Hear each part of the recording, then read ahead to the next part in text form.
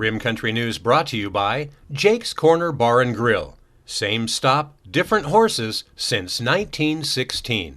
And by Terlucas and Brandt, CPA PLLC, with a long history of providing quality CPA services right here in Rim Country. On this Monday, July 12th, for Tano TV, K-Rim Radio News, and Global Trails Media, I'm Randy Roberson with your Rim Country News headlines. Federal authorities on Sunday were at the scene of a crash of a small plane that killed 2 crew members responding to a wildfire over in northwestern Arizona.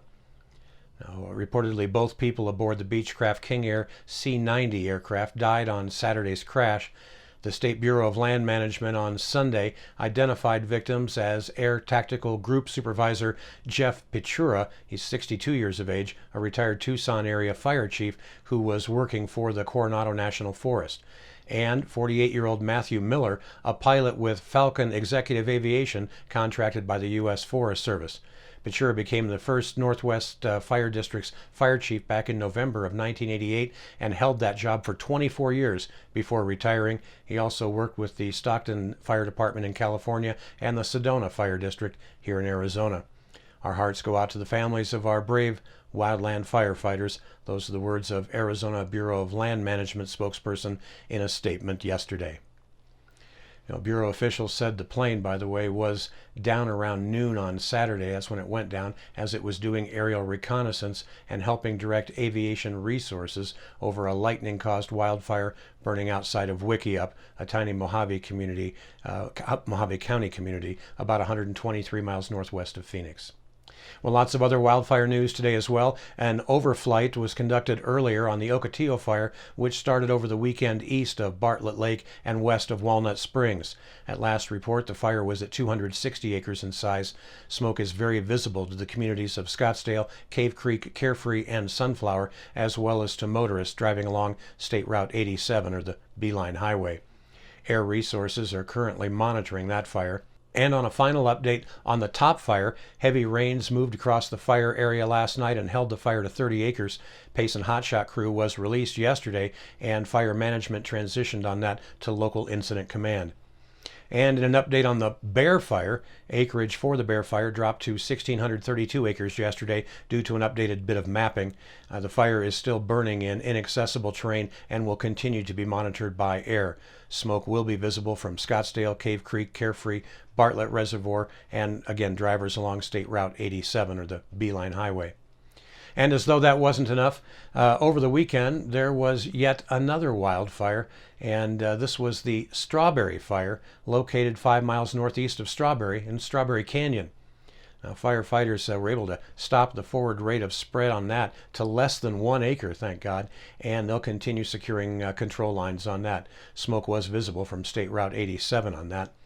And finally, due to the recent flooding and the need to protect the public and employees, Tano officials have issued a closure order of the Butcher Jones recreation site just east of Bush Highway near Saguaro Lake.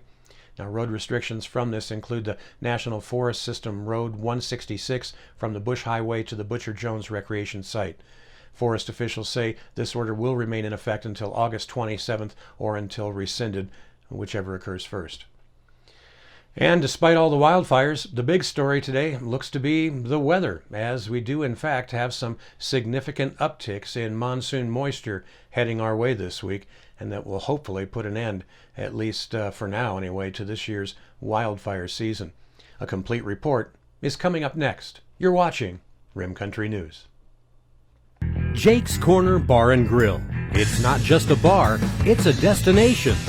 Jake started out as an Arizona stage stop way back in 1916, and folks have been stopping here ever since. Jake's also has been famous as a popular stopping spot for travelers headed to Rim Country or Roosevelt Lake. But as more people discover this historic stop, more and more, it becomes the destination. It was even featured in the 2008 movie Jake's Corner and later featured at the Sedona Film Festival. Ice-cold beers from the tap, imported or specialty beers, a generously stocked full bar, and great food that keeps you wanting to come back again and again.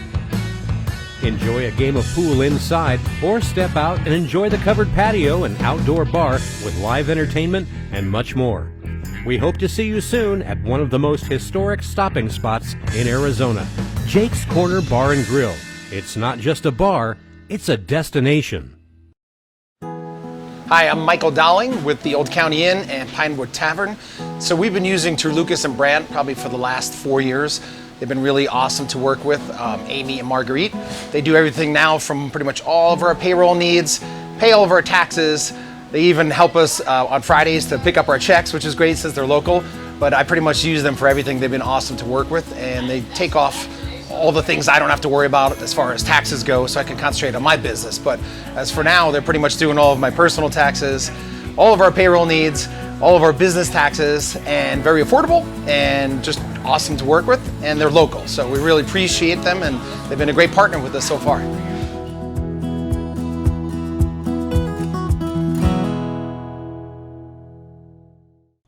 Well, taking a look now at your Rim Country 7-day weather forecast.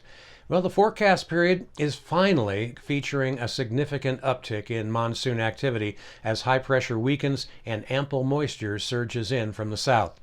You can expect more widespread thunderstorms along the rim and pushing into the lower elevations compared to yesterday, increasing all week. Additionally, anticipate isolated chances for thunderstorms across northeastern Arizona this afternoon as well. Now, due to continued hot temperatures, while the high pressure breaks down, the potential for severe thunderstorms is going to continue, with damaging winds and hail as a primary threat where stronger storms do set up. Along with widespread shower and thunderstorm activity from Tuesday onward, you can expect temperatures to cool back to near normal values for mid-July. Now, you need to be sure to have a reliable way to receive warnings over the next several days as the flash flood threat increases due to the saturated environment.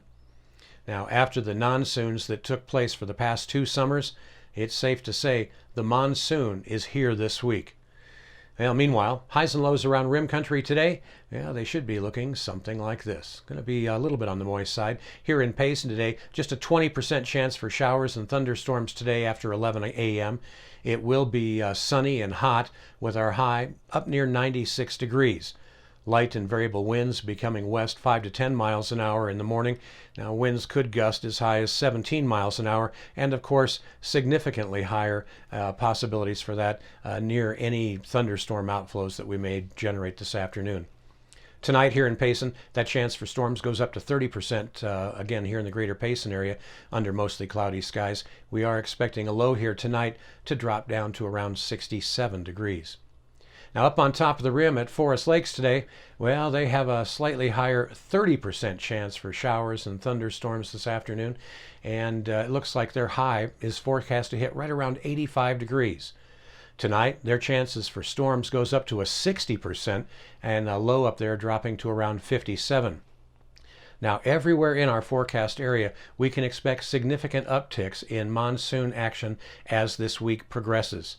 Now, tomorrow, Payson is going to have a 70% chance for storms and a 90% chance up on the rim. Now, even in the deserts of Tonto Basin, they'll be getting in on the moisture action as well. Today, they're forecast for only a 20% chance for storms with a high right around 105 degrees. The low in Tonto Basin tonight should be around 80. Now, that chance for storms down there, well, that's going to go up pretty significantly to about a 50% chance tomorrow and up to a 70% chance tomorrow night. So some rain coming down to the deserts as well. So it does look like things are going to get hot and a little wetter here this week. Good news for the front lines on those wildfires, though. More rain is going to help that out a bunch. Well, that's what's happening around Rim Country. For Tonto TV, KRIM Radio News, and Global Trails Media, I'm Randy Roberson. Make it a great Monday.